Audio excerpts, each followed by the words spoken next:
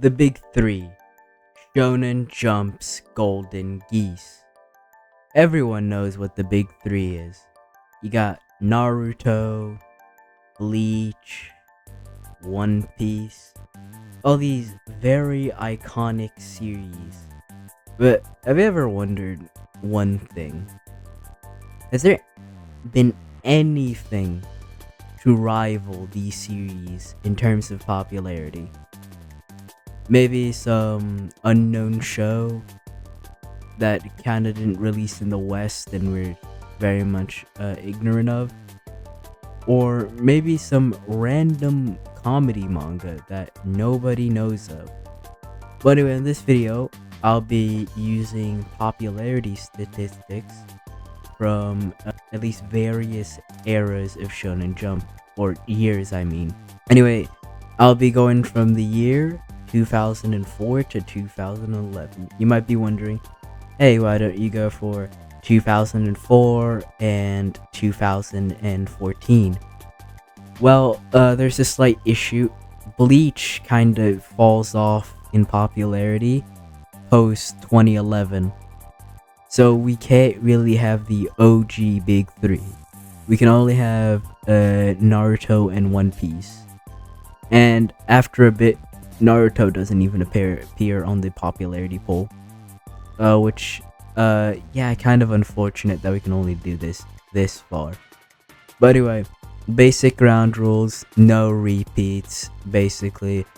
I can't cover Gintama twice because I appear twice a year. I'm pretty sure that's an obvious rule. That's kind of it. So, bye.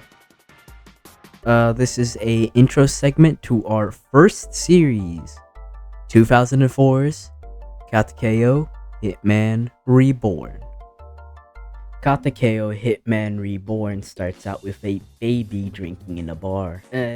Yeah, quite an interesting concept and start. It definitely grabs your attention. But apparently this isn't a baby, this is a full-grown man. The world's best assassin. Reborn. Anyway, let's do a slight time skip to what I assume is probably a couple of days to maybe a week later on, where we see another character, one of Suna's bullies, across the street. You can see Reborn again, standing on a briefcase, trying to deliver a letter to trying to deliver it to the Sawada household. Obviously, his mom the next morning goes up and decides to check the letterbox. She sees, oh, the tutor thing is here, yada yada. Anyway, she goes up to Suna and basically says, hey, kid, it's like the start of school, don't be late. And then she sees his math result. Oh my god. 32 out of 100. That is truly terrible. Anyway, we're introduced to our main character, No Good Suna. You might be wondering how he got that name. It's because he sucks at everything. Yes, he's the worst. Math, he's the worst. Science, he's the worst. Not even his luck can save him. Being basically the most useless person in that school. Poor kid. Everyone steps over him, beats him up, yada yada. You know, the stereotypical kid bullying shit. And then he meets Reborn, and Reborn basically explains, hey, there's like these cool magical bullets, like, do you want to get shot with one? And obviously, Suna is like, no, I don't want. Reborn still anyway shoots him. And that's kind of how like the first episode is, which definitely was gravitating. Pretty interesting, I'd say so myself. Let's go into the characters more. Tsunayoshi Sawada, aka our main character. I'm gonna call him Suna for the rest of this. Suna is very similar to Deku from My Hero Academia. I would say so myself. They're both starting the story as wimpy kids that get completely bulldozed by everyone else, but slowly gain, power throughout the story. But there's really one major difference between these two. Deku had a predetermined dream. Suna is just thrust into the world, which makes you really feel bad for the kid. Like, he's thrust into a world of murder, violence, and crime at the ripe age of 14. Like, seriously, most of us would be traumatized. Like, this story isn't really about funny ninja kid that goes on adventures and missions and stuff like that, meeting cool friends throughout the way, or whatever the stereotypical shonen shit is. It's honestly kind of a serious story. It's really cool about it. But anyway, at least in my opinion, the best part about Suna's character is how realistic he is. Any kid at his age should be genuinely horrified by everything that's happening around him. But anyway, that's my analysis about Tsunayoshi Sawada. Anyway, Hayato Gokudera. Gokudera is the first Vongolo family member we encounter. He originally seems like the Sasuke of the series, the edgy boy that's like, huh, you'll never surpass me or whatever, yada yada bullshit like that Shonen has. But anyway, in comparison, he's actually pretty respectful, not gonna lie. He follows Suna as his boss once his defeat is near, which is honestly pretty respectful. I'd say I really like Gokudera's character. He's probably like my favorite one throughout the entire series. Uh, here's that's pretty much it. That's pretty much everything I can say about Hayato without going too in depth into the characters. Remember, these are short summaries, not too deep in. Yamamoto Takeshi. We meet him for the first time at the beginning of the story, being insecure about his baseball skill, eventually breaking his own arm. But with the help of Suna, he's able to fairly, pretty decently recover most of his skill. Anyway, he's pretty cool, I'd say so myself. Like, he does feel like the stereotypical shonen dude. Like, the katana and everything, the look. He's just very average, I'd say so myself. Sasegawa Hyoe. Oh my god.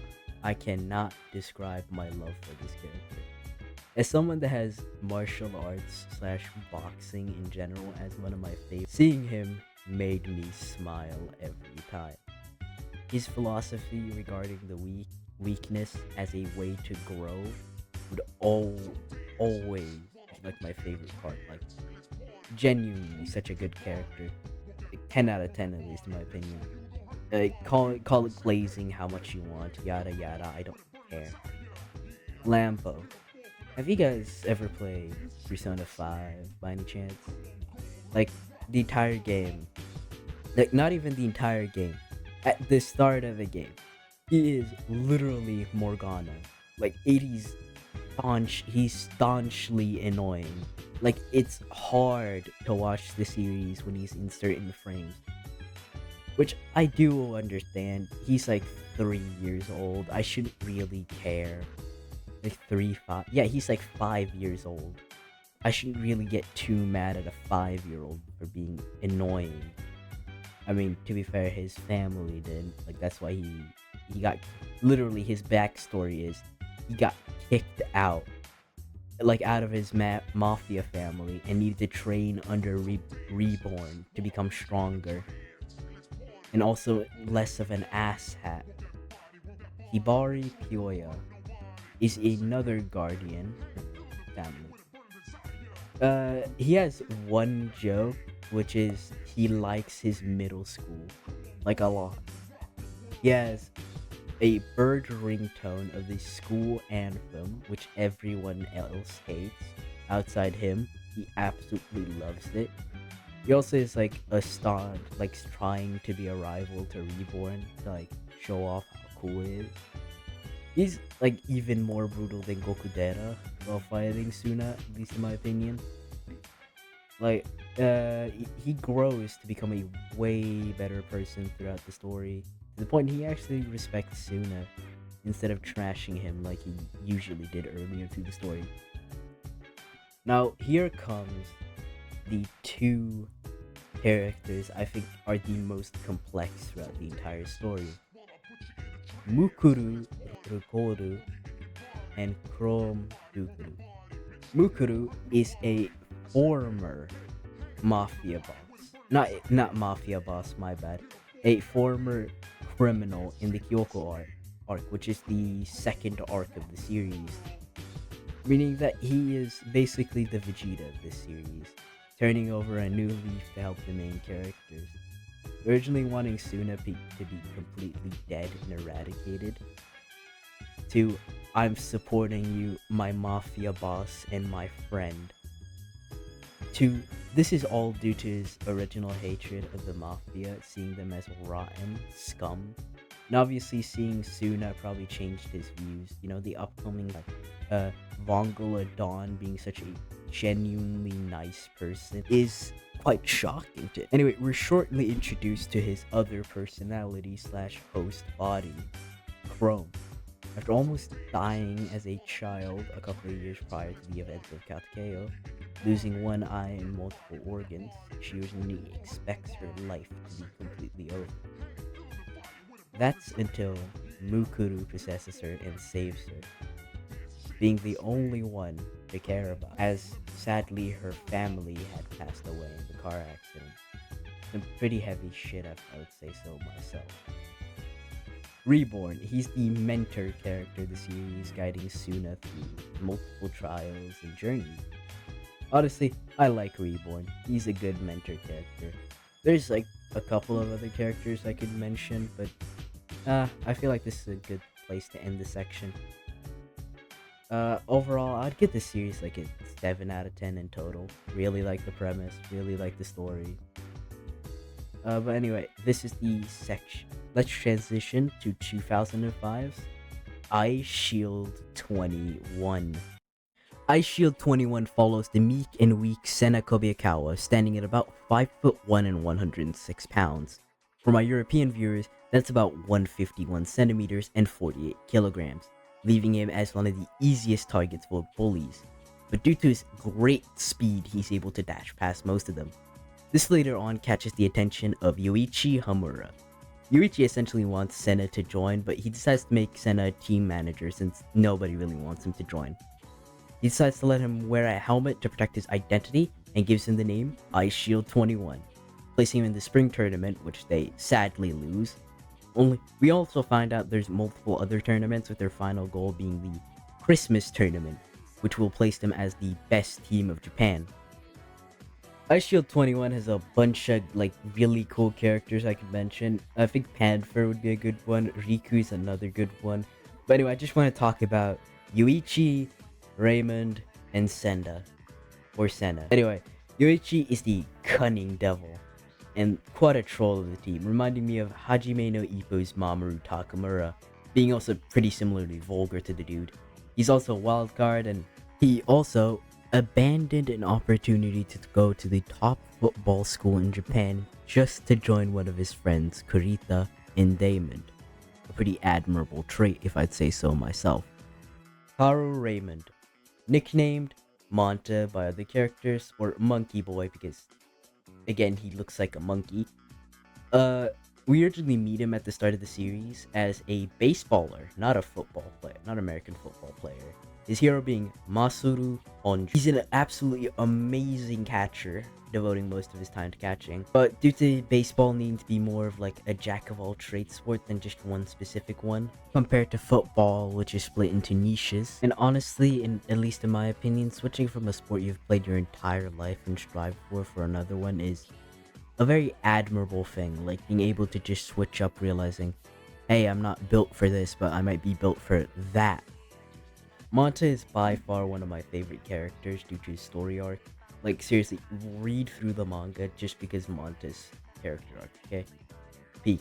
Senna Kobayakawa has been an extremely timid pushover for his entire life, really similar to Suna, often being protected by best childhood friend Mamori Anazaki, and often forced to act as an errand boy to avoid getting hurt by bullies. As he matures through the series, this kinda does change. His experience playing American football helps him grow as a person. While he still is fearful of injuries and such, and is pretty easily intimidated for a majority of the series, he becomes way more courageous and willing to place himself in danger, either for the sake of helping Yuichi and the other team members, or just being a general team player. He just often like avoids fighting, which is really nice. The series isn't a battle shonen, it's a sports manga. It's about American football, yada yada. But anyway, that's my summary about Ice Shield 21. Watch and tune for 2006, Gintama. This is probably the series you guys have heard about the most on this list, and it's probably like the most famous one. Gintama. Gintama is an episodic shonen comedy mostly focused on Gintoki trying to pay the bills and doing different odd jobs. For example, washing clothes, fighting off alien invaders, and many other such things.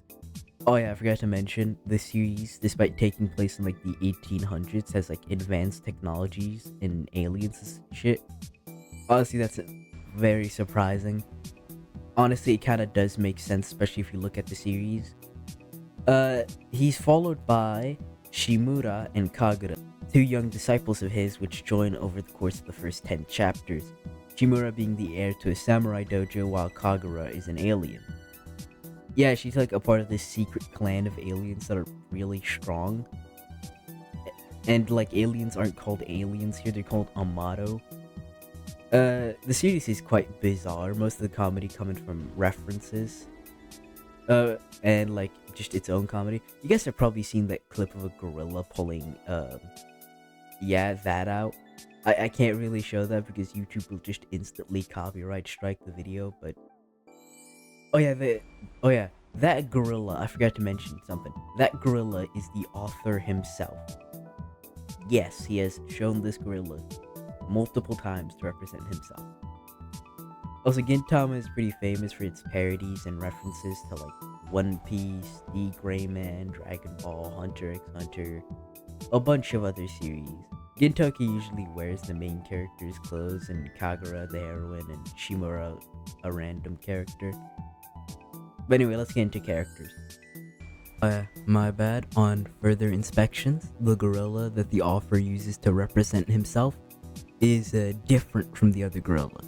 So my bad for spreading misinformation. Let's talk about characters. Gintoki is the lazy sloth of the team and our main protagonist in this series, being mostly the boss of the other two, ordering them around to do various odd jobs. He's also like most of the comedy and most of the reference material. He's like unironically a really good character. Like if you look at his backstory, he's a war orphan abandoned in the middle of a battlefield, forced to rely on scraps. Eventually, he gets picked up by Yoshida, or Shoujo Yoshida, adopted into his school of orphans, learns swordsmanship and many other social aspects that he didn't learn as a child. They go to a war with Amatos. The Amatos capture Gintoki, Gintoki's master Yoshida, and he's forced to kill him, essentially, to keep up his promise of protecting his other students. A really sad backstory, at least in my opinion. 10 out of 10, I'd say so myself. Kagura. Hailing from the Yado tribe, Kagura is the heroine of the series. Her backstory, basically, she lives on a planet named Akuyo, poverty-stricken, living in the slums with her father, living with her father Umibozu and her mother Koka, with her older brother Kamui. Eventually, they get in a spat about Koka's health because Umibozu bringing her Altana, which basically keeps her young and alive. They get into a fight. Umibozu loses his hand. Kamui almost dies and becomes the main antagonist for the rest of the series. And poor little Kagura is left alone. on a planet with a dying mother, which eventually, kicks the bucket. After that, she travels to Earth for honest work, gets into a spat with a gang, and that's where she meets both Shimura and Gintoki. Let's talk about Shimura. That poor creature. The gag of everything. Sagara's beatings and everything. All that. Also, his dad is dead and his sister almost got sold into prostitution. Yeah. Poor kid. Like, that's everything you need to know. This kid is just... poor Shimura. Stay tuned for 2007's Majin Tante Nogami. Majin Tante Nogami / Neuro the Supernatural Detective is about Neuro Nogami, a hellborn demon that feeds on something known as puzzles, aka mysteries. After finishing up all of Hell's mysteries, he decides to head to the human world to find out more about their mysteries, treating the mysteries more like food than like actual cases. Obviously, he is a demon, so he needs to go unnoticed, so he makes a contract with a girl named Yako Katsuragi, making her act as a real detective, while Neuro basically becomes her assistant. They run into detective offices and basically are like, hey, can we get this case and that case? And him and Katsuragi, they basically just solve them all. The series is just a detective thriller, which is a nice change of pace. Most of the series on this list have been like comedy or battle shonen. Anyway, let's talk about characters. More specifically, our two main protagonists, Neuro and Yako. Neuro is a self-centered, very arrogant demon from hell, being only focused on puzzles and mysteries. Basically, in the human world, he's looking for something known as the ultimate mystery, aka something that will take him years to solve, and basically fulfill him permanently. He meets Yako and basically forces her to help him search for this mystery and working on cases. He basically uses all of his demonic powers to just do shit, like fixing up cases, finding out information, yada yada, such and such. Also, yeah, he does torture Yako a lot for her.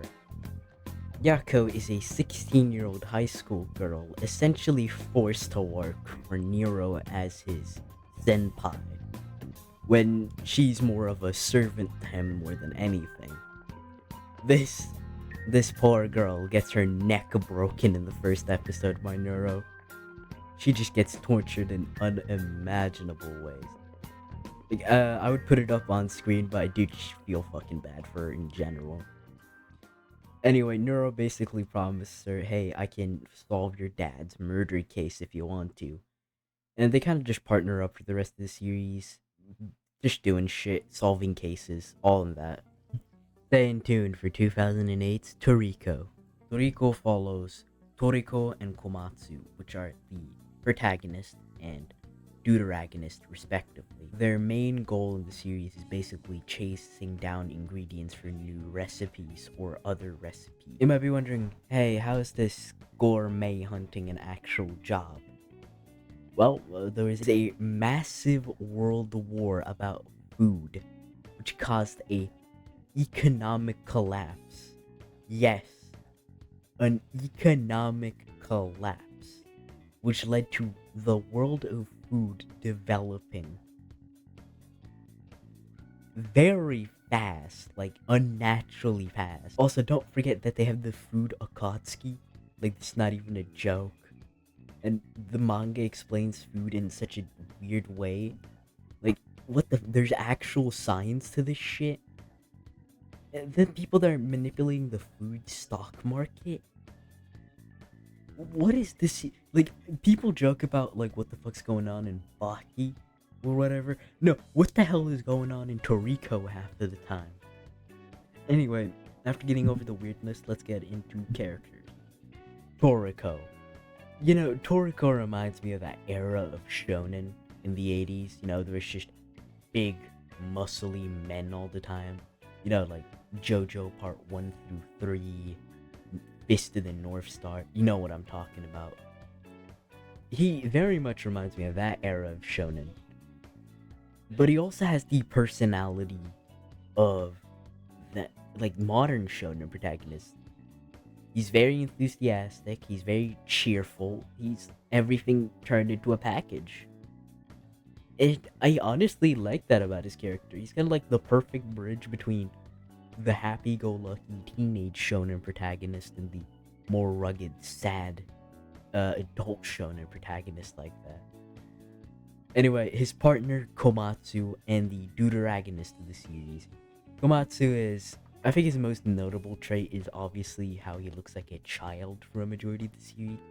Like, you look at Komatsu and think, he's like 13 at best, but he's like 25, like pre-time skip, and almost 30 post-time skip. Komatsu, at least in my opinion, I really like his character. His interest in being like the world's best chef and everything, I call that inspirational. Overall, I like this duo of protagonists. Like, I don't have a lot to say about them without going into spoilers, backstories, yada yada. It's kind of similar how I treat Gintoki in this one and Kagura. I can't really go too deep into them. I, like, someday do wish I could make a separate Toriko video just to talk about the series, because I really like Toriko. Like, after that One Piece and Dragon Ball collab, I got interested in the series and have been liking it so far. Anyway, we gotta move on. So 2009's Inamaru Dashi. Inamaru Dashi. You might be wondering, wow, this series has 198 chapters. That must mean you have a ton of material to, talk about the characters, the story. No, I don't. It has 15 translated chapters and 1 translated volume. What about the anime? There's no anime. There's a 3-minute OVA on High Anime. That was the only thing I could find. Let's wrap up the little information I have about the series and see what it's about. It's about Yamada Takumo, a kindergarten teacher, taking care of kindergartners, and the most troublesome being Inomaru, which is like the deuteragonist of the series. That's it. How did this series beat out so many in terms of popularity will forever be a mystery in my eyes. But let's move on to characters. The only thing you know about Yamada is she's energetic, nice to kids, and that's about it. I obviously couldn't read past chapter 15.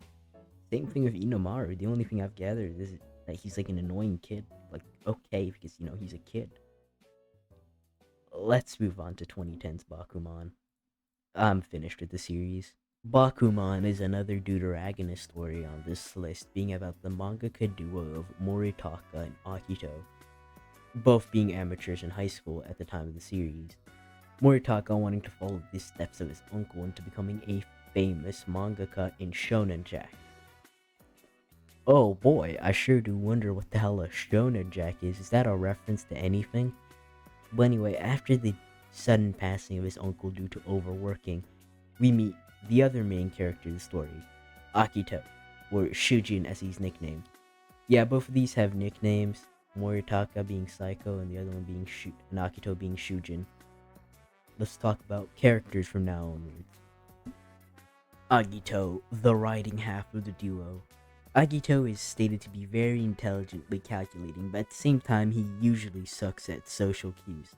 I'm pretty sure one of the gags of the series is that he keeps insulting one of the main female characters. I did kind of forget her name. But anyway, let's get into his backstory a bit. Originally he wanted to create a manga since childhood, but he didn't have any skills to draw anything. That's when he discovers Moritaka. With the help of Moritaka's drawings and his writing, they create a couple of mangas like Ponto to rival a dude named Nizuma. It's kind of like he's like the rival character of the series. Like, he's not fucking Sasuke or anything. Far from it, he's just a normal dude. But that's everything about Akito. Moritaka, the artist half of the duo, he's obviously pretty good at art, receiving numerous amounts of compliments for his art, or even before he decided to become a mangaka. He's also like a perfectionist, which leads to him leaving in a lot of his work like a bit late, like, oh, this needs to be perfect, this needs to be completely up to my standards, this needs to be satisfied. Anyway, similar to Akito, his rival is Nizuma. Other than Nizuma, he has like a pretty good rivalry with Fukuda and Aoki. And I'm pretty sure Hiromaru, yeah, that other dude, Hiromaru. I'll put them all up on screen right now. But that's kind of like everything I have to say about Moritaka. I didn't really enjoy his character as much as I did with Akito. Overall, I did enjoy Bakuman like a decent bit, but it's not like my favorite series. And for the final one on this list, 2011's Enigma. Enigma follows Haiba Sumio, a student at Tokyo High School. He seems like a pretty, like, okay-ish guy, like the most average dude ever. But he has superpowers because this is a shonen manga, obviously. So when he falls asleep, he begins a mysterious notebook appears called the Diary of Dreams, which is basically, you know, Future Diary, guys. You know, like the phones and stuff like that in that series. Imagine that, but like every time you fall asleep, and for like other people. So like Unos, but like universal. Basically, when someone is in danger, Hayaba writes Mayday. But like his normal life is changed one day when he's forced to participate in something known as the E-test. Basically, something organized by something called Enigma. It looks like a skeleton. In addition to that, 6 other kids are forced to participate in the same test with supernatural abilities. Each one of them basically wants something, so it's kind of like a genie granting you a wish. But anyway, at the end, the people that participate in Enigma can get out of their schools essentially and become field tests. You might be wondering what a field test is. I honestly don't know either. The series had like 50 chapters and they barely explained anything. But anyway, it's essentially stuck in school, lots of dangers, characters talk. I did not enjoy this. That's essentially. I'm gonna stop and just say to you guys, I did not enjoy that series at all. Like, I wouldn't exactly recommend it myself. Let's just get into characters for this one, because I want to really get this one over with. Sumio Haiba is our main character, and is a first-year student. His ability, Dream Diary, basically allows him to change people's fates, yada yada. I already explained that in the intro. It basically refers to these people as Mayday people. In the E-test, Sumi becomes the de facto leader of the group. It says he has like the most training with his ability and like is willing to help others others in danger. His actual ability is like actual telepathy. And another character called Shigeru has precognition, which allows him to record futures. Yeah, cool ability. Anyway, Shigeru Kurumiya, another first year, and is the main female protagonist with her ability being precognition, which together with Sumiya's telepathy and the Dream Diary, creates like a really overpowered duo. And Shigeru is Sumio's childhood friend. Also, apparently Sumio didn't fucking know he had these superpowers for his entire life until like the test, which, wow, really amazing. Honestly, I think this is the one I don't recommend at all. I can understand why it was axed after like a year running. You might be wondering what my sources for this video is. My sources are Jenkin.net, a website that holds up all these popularity polls and everything. Anyway, signing out, Toad. See you in the next video. Bye bye.